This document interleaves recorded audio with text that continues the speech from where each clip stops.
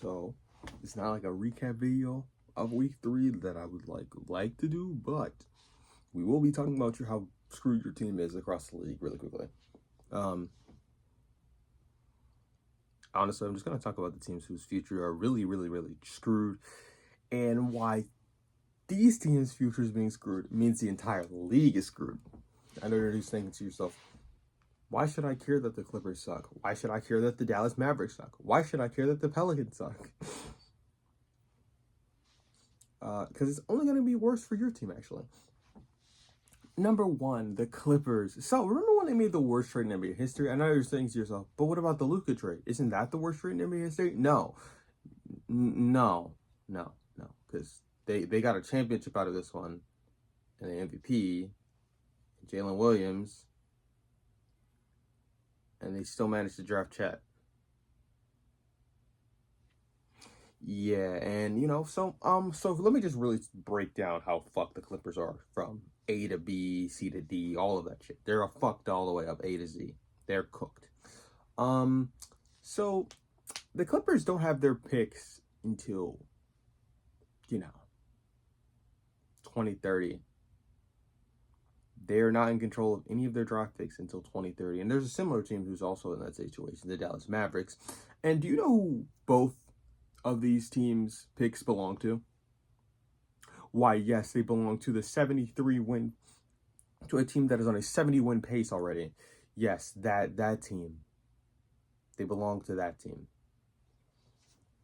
We're talking about a team in OKC that just came off a championship that is currently has 1 loss. They are like 10 or 11-1 at the time of this video.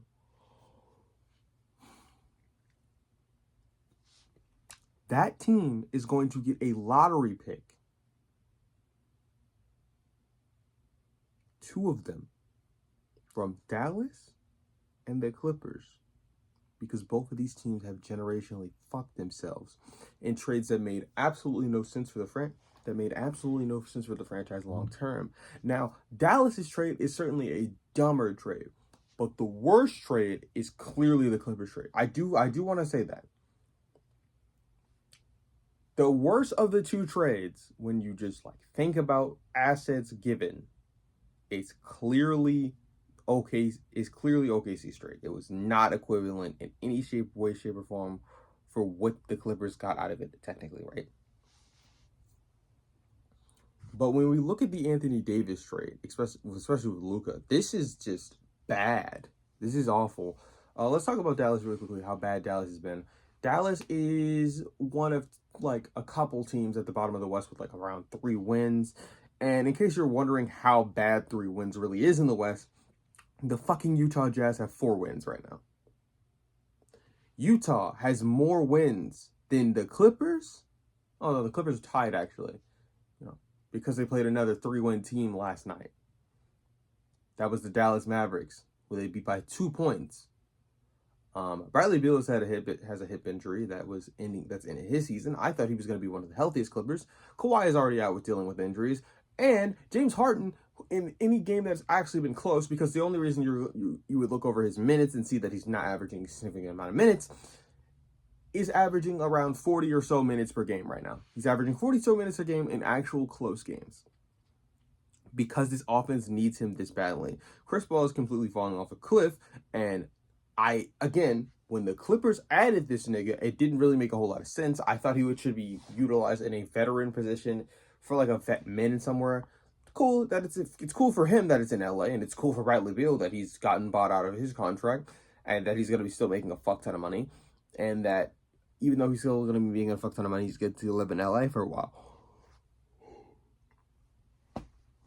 That's great for them. But you got to remember, this sucks for Clippers fans. They're cooked. You're super fucked. Because not only do you not have your draft picks, not only is this roster old as fuck and decrepit as shit as far as their injury status, not only do you not have your draft picks, you don't have anyone on this fucking roster under a contract that's significant for more than 2 years. You don't. And worse than just any of that, because I don't know how this hasn't been mentioned yet. The Clippers are incredibly old. I know you're thinking to yourself, yeah, they're old, but like, they're fucking old as in, if this team retires tomorrow, I mean, all of them, everyone on this team with the exception of maybe like wait, no, he's not even on the team anymore. Chris Dunn, um, Chris Dunn, John Collins, and damn. You see the problem? Like, and again, Chris Dunn is on the wrong side of 30 too, by the way. Like, it's John Collins and Derek Jones Jr. Those are the younger guys on this roster. And I hate to break it to everybody, but that's just not good enough. Now, since we've talked about the teams that are in absolute hell and cannot be saved no matter what, by the way, if you're wondering why I mentioned New Orleans, their pick is going to Atlanta, who is already having a better season than them. And if you're wondering, wait, that doesn't sound too bad. Yeah, it is bad, because what they got in return for it was Derek Queen, who doesn't fit with the fucking roster, like, at all. And more importantly than that, you just traded Brandon Ingram, who was your best player, and you got nothing out of it. You might as well have given him the fucking contract at this point, I'm not gonna lie, considering the shit show you are in. But worse than that, this team also gave Indiana their own pick back. They had Indiana's pick. Indiana has one fucking win right now. They're like 1-11 or 1-10 at the time of recording this video. And by the way, Indiana is absolutely screwed right now. Neesmith is out. Nembhard just got back. The only person that's really playing that's like really that guy in there is Siakam. Halliburton's already out of the season entering. Obviously, they lost Miles Turner. TJ McCollum is hurt right now still. This team is fucked. Or they would have been fucked if New Orleans didn't just give them their pick back in the middle of the finals. Now, obviously, at the time, did anyone know that this team was going to be this fucked? No. But, here's the but. When they gave them their pick back, Tyrese Halliburton wasn't hurt. Yes, I know. He wasn't hurt yet, because they gave him back in the middle of the finals. He couldn't have known. But they should have kept the pick because it was valuable. It was an asset that they had. Especially considering that this team is buns. This team's ass. Can I even tell you how bad Dallas' situation is without it sounding the exact same as the Clippers? Remember when I was talking about the Clippers and I said that everyone on this team is fucking injured? And if they're not injured, they're just kind of like not good enough to be on this team, be giving you real production. Yeah, so this team has no shot in hell of anything, and they don't have their picks until like 2030. They built this team around Luka, and then they fucking traded Luka for like nothing really. Now you're saying to yourself, AD and Max Christie isn't nothing. It is nothing. It is so nothing, especially when considering when they got the pick that they got back in this situation was a Lakers pick where you sent Luka. You know, the reason why this trade is bad to begin with. This doesn't make any sense, right? It's not really smart. Kyrie Irving had an ACL injury. Obviously, not something that they predicted when they traded Luka. But it serves them right. Wishing the best for Kyrie Irving and hoping he can recover and whatnot. But once he recovers, he should not resign with his fucking team. By the way, Kyrie's not on the books for that much longer. AD is also not on the books for that much longer. These injury-prone stars that you're not going to be able to trade and get any real value out of, yeah, those guys are the ones that you're looking at. By the way, injuries that these guys have sustained throughout their careers has not only sidelined them for a long time, it's also proven that these guys are not like the guys on the championship team. So you'd already need to have something figured out and be willing to pay them the money that they're like probably going to demand. So I'm looking at you with a straight face and telling you this team is fucked. Team's absolutely screwed. There's nothing they can do about it. I'm so sorry if you used to be a fan of these teams. It's time to move on. Whew, man. That was just me telling you about the teams that are absolutely screwed. I didn't even tell you how bad, and I told you how bad it was for the league as a whole because, OKC's getting these picks. But I just I can't ignore these. San Antonio, you started the season off hot, like nuclear hot. And the Aaron Fox has come back, and I'm not gonna lie, I have seen you win one game against since then, and it was against the Chicago Bulls, who I do not view favorably. You've gotten two belt to belt, you've gotten two back to belt ass whoopings from Steph Curry, who is averaging currently just against you. I just want you to take this in mind. More than 40 points against you, like closer to 45 points against you. Just think about that. He gave you 49 last night, and on Wednesday he gave you just a calm little 40-plus game, you know, something light, tying Michael Jordan with the most amount of 40-point games that you've ever seen of someone 30 and older. Yeah, that's how many belts. It's yeah. So anyone was calling Curry washed, apologize. Anyone who was calling KD washed, I don't know why you were doing that. KD's game doesn't fucking age, so go ahead and apologize.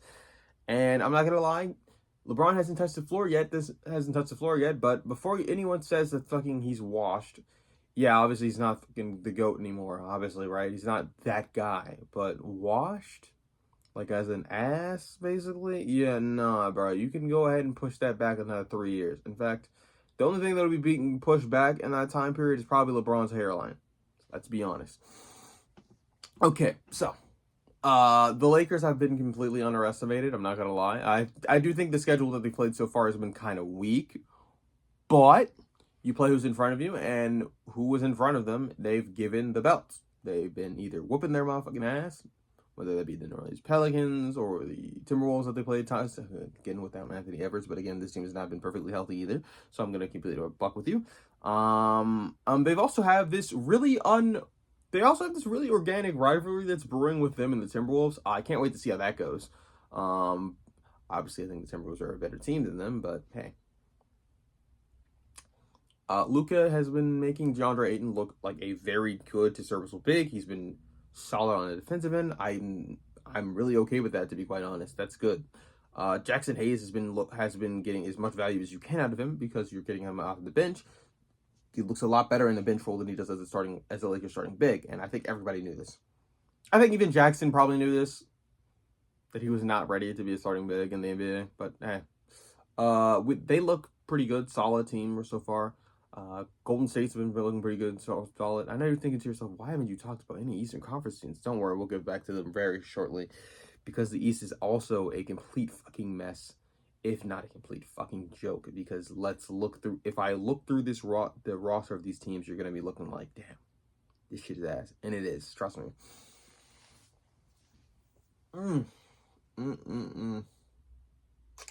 So. Portland has cooled off. They're around like a 500 team right now. I think they just I can't say improved. They dropped down to 6 and 7, which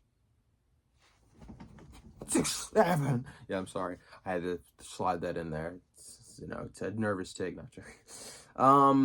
Portland has been surprisingly very good when your coach is not gambling against them. Crazy how that works. Yeah, just I got a lot of teams off guard. They're a very fast and fun team to watch. Shaedon Sharpe got another poster added to his many posters. Beautiful game last night against Houston. Now that they win the game, no, wasn't particularly close. At some points, yes. But the Rockets absolutely routed them, outplayed them in transition. The Rockets played very fast in transition last night. It was a very beautiful game to watch. Speaking of the Rockets, I think they've just improved to, I'm not too sure, but I'm pretty sure they improved to 8-3. I'm pretty sure. They started out the season pretty rough. I told you there was going to be some growing pains, but they've come into it better as Reece Shepard has become better at the point guard role, and also just their defense intensity and the fact that they're not playing fucking OKC and some of the league's best teams immediately. That's helping a lot. And honestly, the fact that they played OKC earlier in the season is probably going to do a lot for them, especially considering OKC is probably going to still be the number 1 seed. I know you're saying to yourself, how is losing to the number 1 seed early in the season helpful? It means you have one less game to lose to them later in the season, and it's also when you weren't at your best, you have a higher chance of winning your next game against them, especially considering how close that game was. We already know that first game of the season went to fucking double overtime and how much I really enjoyed that moment. It was great for me. I definitely didn't want to see the Lakers play their game. That was right after that. No, I didn't want to see the Lakers before halftime. It's cool, okay, so you do your thing. Okay, I haven't talked about the 50 bombs. I just haven't. Curry almost had 50 last night at the free throw line. He sunk both free throws and got to 49. The double nickel has been broken, and this is the guy who is the league leader as far as most points scored this season at 55 points from Nikola Jokic. May I add that he did not need to get to 55 points because they were blowing the Clippers out by 20, and David Adelman put him back in the game. I don't know why the fuck he did that. That actually, like, I couldn't tell you. So Aaron Gordon also had, mind you, Aaron Gordon is someone else who has 50 on this team. This team is coming to its fucking own. I thought they were going to start the season very slowly. They have rattled off like 7 wins in a row, which is crazy because they started off the season a little bit disappointing. I'm not going to lie, but they have recovered so far, and they're making everyone who's just doubting them look really, really stupid. I wasn't in the count of completely doubting them, but I just didn't think they'd give a fuck about the seeding. I'm just not going to lie. I thought this was a team that was really preparing for the playoffs. They've won it before. I think that's the proper mentality they should be taking. Obviously, trying to figure out and win as many games as you can. Done. But they shouldn't be like, balls to the wall. We need the number 1 seed. You're not going to get it, first of all. You should be gunning for like 3 and 2. That's a very solid place that you can find yourself in. Because let's be honest, no one has taken that belt from OKC. Man, jeez. So we talked about some bottom feeders in the West. We talked about some teams that don't really matter. I'm not going to talk about the Utah Jazz. You can't make me. The Minnesota Timberwolves have been thoroughly mid as far as their record is concerning me, as far as the Western Conference team, at least. But the thing for them, at least, for me at least, is that I haven't seen a lot of Anthony Edwards this year. Ant obviously didn't start the season healthy. It was the first time in his career that's ever happened. He wanted to be out on the court every single fucking moment. Anthony Edwards is one of the guys who loves basketball more than anyone else in the fucking league. It's not just a job for him. He loves this shit. And I love watching him. But I haven't had the opportunity to really see him as much as I want to, so I'm really not capable of commenting on this team's how this team really functions. I have seen some good basketball from Julius Randle this season. I have not seen anything of the contrary. I've not heard anyone say anything bad about Julius Randle, so that's what's up. That's nice. Good. That's good shit to hear. I'm not gonna lie. That's great. If we just go on now, that's all of the Western Conference teams that I really want to talk about that really are impactful and something else important. If you're not any of the teams I just mentioned, consider yourself thoroughly mid. Okay, we can finally talk about the East really quickly. There's not a lot to talk about the East. The East is very chaotic. Miami is doing this well without their 2 best players in Bam Adebayo and Tyler Hero. Be on the lookout for them. They could be something very scary this season. It's one of those teams that you just don't want to fucking meet in the playoffs. The Cleveland Cavaliers are still without Max Strus. God damn it, I need him back. I know you're saying to yourself, why do you give a shit about Max Strus? He helps the team function the way it's supposed to. Cleveland has been thoroughly unimpressive to me this season. I thought they would be. I know you're saying to yourself, they were number 1 in the conference last year. They're your favorite team. They won 64 games last year. I honestly do not give a shit about the 64 games that they won this year. I'm talking about what they're doing this year. I need this team to start beating the teams that they're supposed to beat. And if they lose to some contenders along the way and it's just a little bit of growing pains. Also, the leap that I was seeing from Evan Mobley just suddenly they stopped making him a primary focus of the offense this early into the season. Not really understanding that. I would hope that Evan Mobley continues to take a leap in this offensive direction that he was taking. Because if it stops, this team's kind of fucked for the playoffs because this team's defense is not good enough. And if Evan Mobley is going to be a lagger in the offense, it's not good.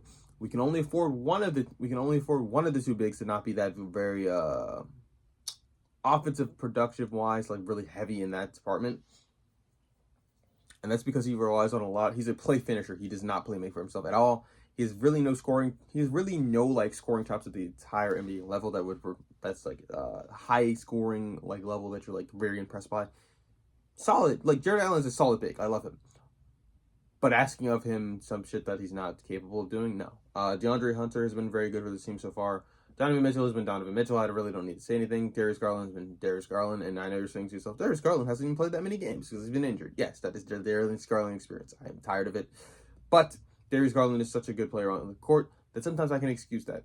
By the way, if you're wondering why I didn't talk about the shit show that's going on in Memphis, they're not going to trade Ja, so I don't know why I would talk about it. There's nothing to say. Ja is playing bad, but they're not going to trade Ja.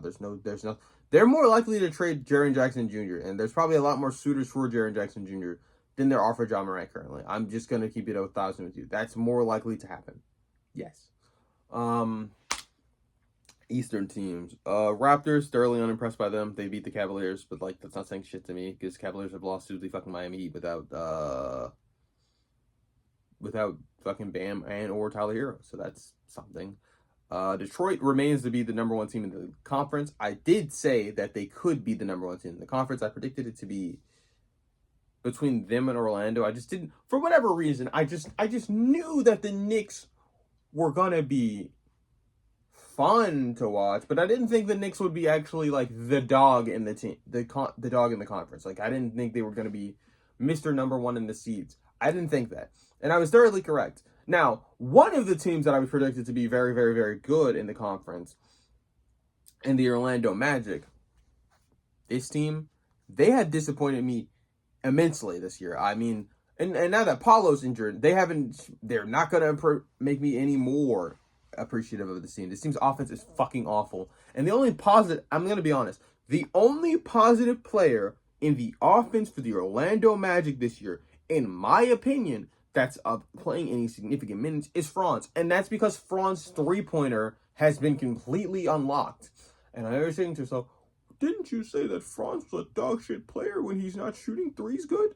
No, I never said that. I said that he took way too many fucking threes, considering the fact that he wasn't a great three-point shooter in the playoffs. Yes, but that's been resolved.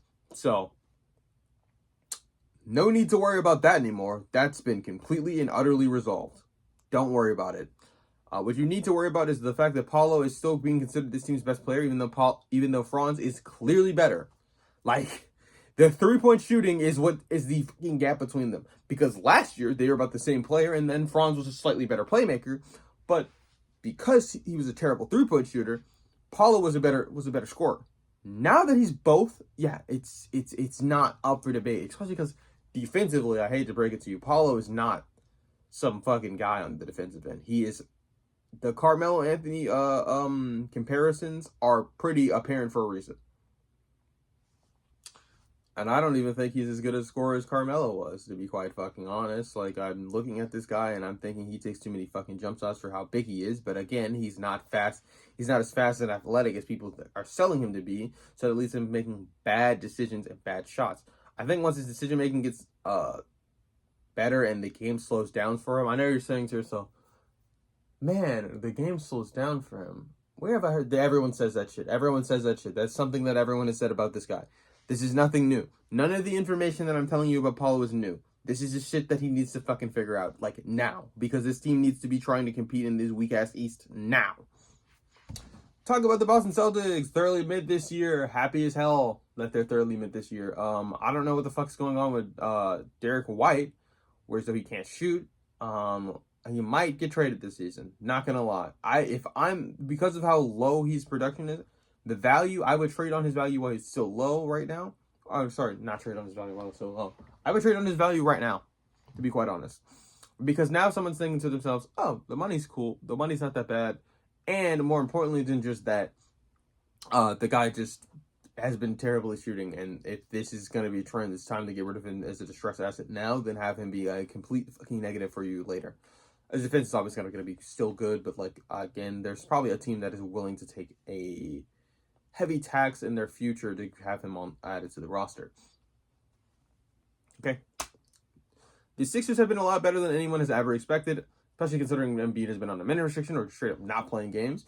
Tyrese Maxey is now the franchise guy. And I know you're saying to yourself, that's crazy, Tyrese Maxey. He's averaging the same numbers that Allen Iverson did in his MVP season. And they're slightly better, actually, with the efficiency and whatnot. Like, that's what he's doing right now. Like, if you look at that season and you compare them side by side, close enough. Welcome back, Allen Iverson. The guards on this entire team have just been really good. The system that Nick Nurse runs allows athletic guards to get to the basket very quickly and very easily. And Embiid, honestly, to be completely honest, is going to clog the paint when he comes back. And he's playing significant minutes. Honestly, I don't think he'll play significant minutes ever again. I think Embiid is going to be playing this amount of minutes for probably the rest of his career. And this is they're being this good right now, and that's with Paul George not coming right now. I know you're saying to yourself, doesn't that mean you should trade on them? You're not going to be able to trade on them. You might as well maximize what you have left of them and try and see if you can contend right now, because the East is open as fuck, and you're being very successful in it. I have not seen that nigga. We have not seen that man Giddey ever since he got his ankle snatched and a devastating comeback win by the Cleveland Cavaliers. We have not seen him since then, actually. I'm not joking. I have not seen him since then. The Chicago Bulls are so fucking bad without him. Like, I didn't think Giddey was this impactful. Seeing how bad Chicago has been without him, yeah,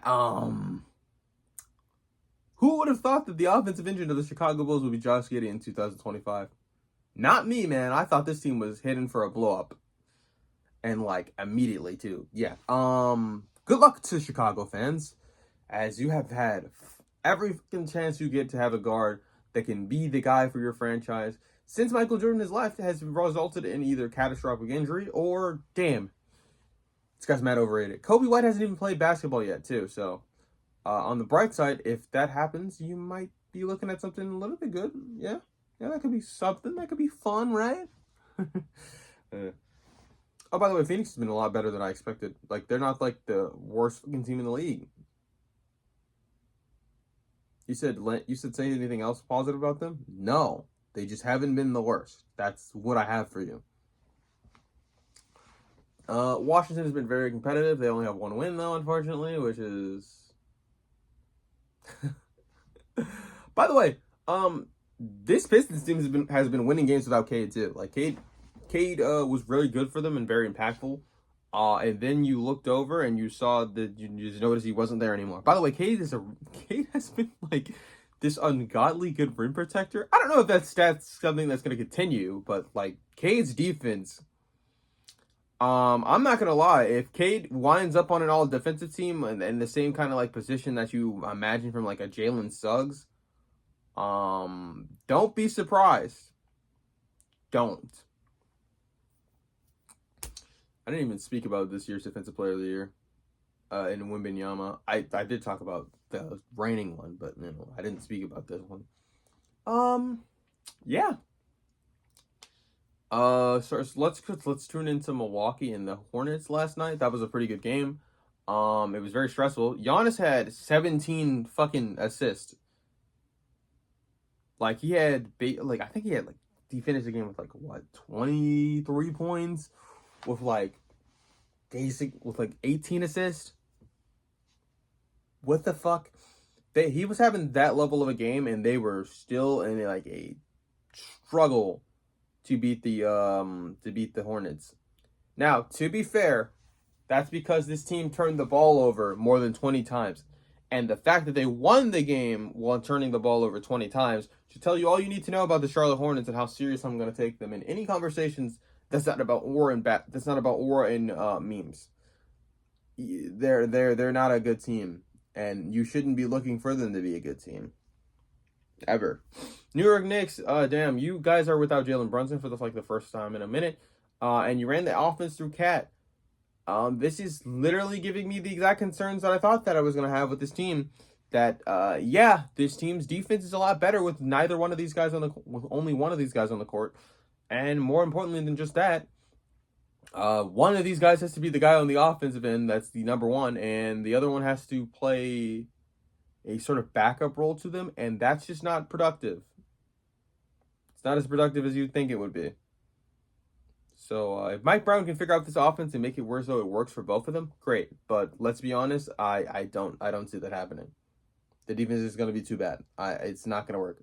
That's why they can't win. That's why I don't think they'll win a championship. That's why I don't think they make it to the finals. Because whatever team is complete is going to be complete by the end of the year in the Eastern Conference. I think it's going to be the Detroit Pistons, by the way. Is going to upset this team. It's going to be really bad for them in the playoffs. So look out for that. I don't think I really have any more teams to talk about, not gonna lie. Yeah. I think I covered about as everything that I wanted to cover. If your team did not get covered in this video, it's either because I haven't watched them or they've been thoroughly uninteresting and I haven't remembered them. So yeah. Good luck. Good luck, NBA fans. If you're a fan of any other team, just remember that OKC owns the NBA, and that when they hoist the championship up for the first time, and we have a first repeat champion since, ironically enough, Kevin Durant's Warriors, just know that Sam Presti is a genius, and that we absolutely deserve this belt for giving him all these picks, even though my team did not participate in that foolishness. Good luck, though.